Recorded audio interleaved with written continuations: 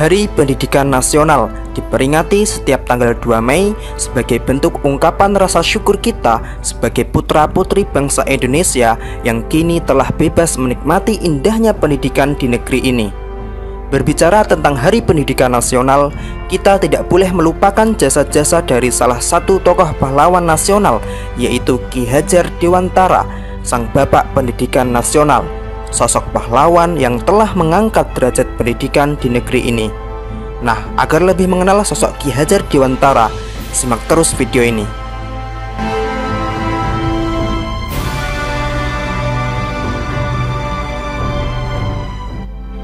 Ki Hajar Dewantara lahir pada tanggal 2 Mei 1889 dari lingkungan Keraton Yogyakarta, yaitu dari keluarga Kadipaten Pakualaman dengan nama Raden Mas Suwardi Suryaningrat.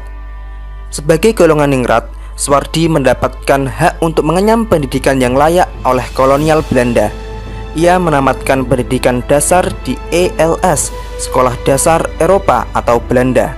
Kemudian sempat melanjutkan ke Stavia, Sekolah Dokter Bumi Putra, tetapi tidak sampai selesai karena beliau sakit.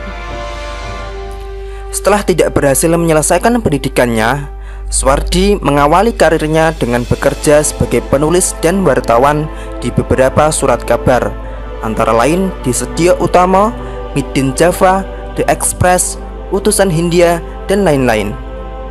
Suwardi tergolong sebagai penulis yang handal.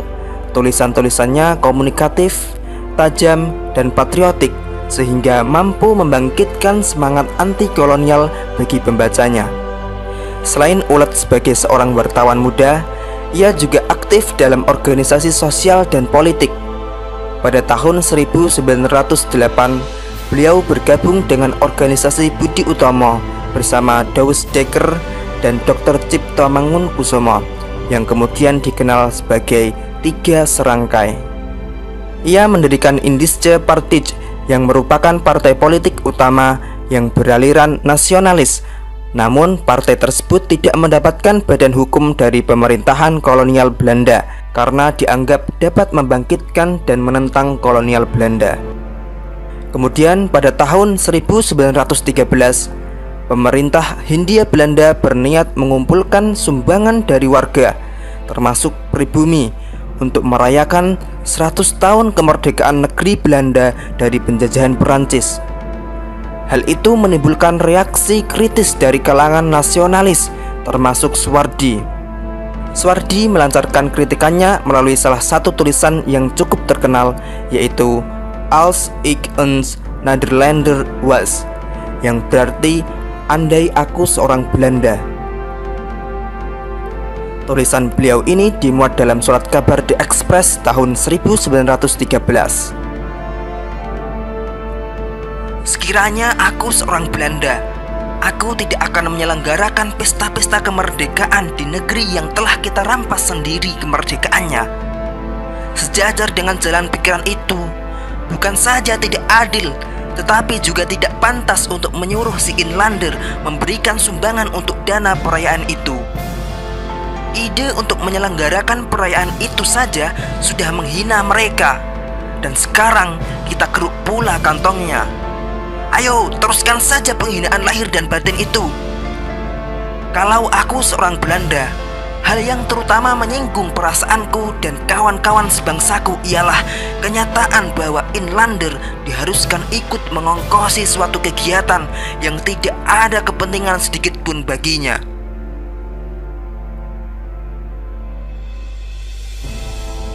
Karena tulisan-tulisannya itu, ia kemudian dijatuhkan hukuman internering atau hukum buang tanpa proses peradilan. Atas permintaannya, dia dihukum buang ke Pulau Bangka. Namun, atas permintaan kedua rekannya dari Tiga Serangkai, yang juga mendapatkan hukum buang karena membela Suwardi, mereka bertiga dibuang ke Belanda.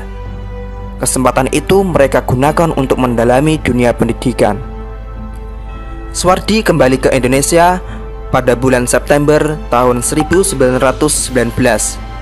Pengalaman mengajar ini kemudian digunakan untuk mengembangkan konsep mengajar bagi sekolah yang ia dirikan pada tanggal 3 Juli 1922, yaitu Perguruan Nasional Taman Siswa. Saat ia genap berusia 40 tahun, ia mengganti namanya menjadi Ki Hajar Dewantara. Ia tidak lagi menggunakan gelar kebangsawanan di depan namanya. Hal ini dimaksudkan supaya ia dapat bebas dekat dengan rakyat, baik secara fisik maupun jiwa. Semboyan dalam sistem pendidikan yang dipakainya kini sangat dikenal di kalangan pendidikan Indonesia. Secara utuh, semboyan itu dalam bahasa Jawa berbunyi: Ing ngarsa sung tulodo, ing madya mangun karso, tutwuri handayani. Di depan memberi contoh, di tengah memberi semangat, di belakang memberi dorongan.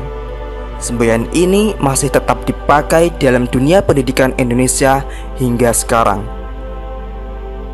Ki Hajar Dewantara meninggal dunia di Yogyakarta tanggal 26 April 1959 dan dimakamkan di Taman Wijaya Brata. Nama Ki Hajar Dewantara tidak hanya diabadikan sebagai nama seorang tokoh dan pahlawan yang tanggal kelahirannya, yaitu tanggal 2 Mei, dijadikan sebagai Hari Pendidikan Nasional, tetapi juga ditetapkan sebagai Bapak Pendidikan Nasional. Nama Ki Hajar Dewantara juga diabadikan sebagai salah sebuah nama kapal perang Indonesia, yaitu KRI Ki Hajar Dewantara, dan potret dirinya juga diabadikan pada uang kertas pecahan Rp20.000 tahun edisi 1998. Nah, itulah sepenggal sejarah perjalanan hidup Ki Hajar Dewantara, sang pahlawan nasional, sang Bapak Pendidikan Nasional. Selamat Hari Pendidikan Nasional. Semoga kita semua dapat menikmati indahnya pendidikan di negeri tercinta ini.